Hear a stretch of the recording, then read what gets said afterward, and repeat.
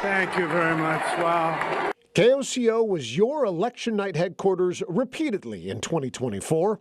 On the night of the June primary, the August primary runoff, and the general election in November, and the critical mornings after, as those results were confirmed. The results are in. Donald Trump is the next president of the United States. Once again, President-elect Donald Trump won every single county in Oklahoma. A Democrat has not won a county since Al Gore won 7 of them in 2000. But you could argue when it came to combative elections in the state, it was not Trump versus Harris, nor Trump versus Biden, but Cole versus Bondar. There are 2 candidates in the Republican primary. Well, hold on. Let's just start the truth test right there. We brought back our KOCO truth test for a series of attack ads for and against Congressman Tom Cole and political newcomer Paul Bondar. It's not exaggerating to say for many programs, their political ads ran every commercial break ahead of the June primary.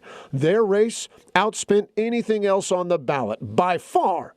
And despite outspending the congressman by millions, Bondar lost to Cole by nearly 40 percentage points. I'm excited to announce today that Oklahoma is the first state to bring the Bible back to the classroom. Other notable political headlines in 2024 included just about anything we covered involving State Superintendent Ryan Walters. Walters made headlines for his takes on teachers' unions. Mark McBride is just simply a stooge for the teachers' unions and the Democrats. Library books and classroom prayer. I will now say a prayer. And to be clear, students, you don't have to join. Making political enemies with Democrats and even a few Republicans.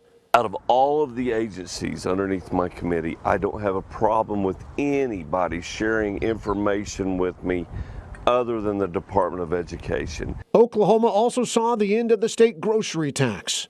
You know, I'm glad to be joined here by a bunch of fellow Oklahomans. A bipartisan bill that served as a long-sought victory for Governor Kevin Stitt. So I get to deliver on that promise today by signing the largest single-year tax cut in Oklahoma history. And the state mourned the passing in July of political giant, former Senator Jim Inhofe, who served Oklahomans in various political offices for nearly 60 years. Inhofe's former D.C. colleague, Senator James Lankford, joined us live to remember his friend's impact. He was persistent and tenacious, and I would tell you was flat out stubborn at times. When he would work on projects and things, he just would not let it go. And as we moved into the heat of the fall election season, KOCO demonstrated its commitment to covering more than just the headline races by interviewing and sharing 37 candidates for State House, State Senate, Congress, and local offices, plus the multiple bonds and issues on the ballot. Once again, giving fair, balanced, and complete election night coverage worthy of our local voters. KOCO's Commitment 2024 coverage met the moment as quality journalism was needed, and you can count on that to continue in the years and elections to come. Evan Onstott, KOCO 5 News.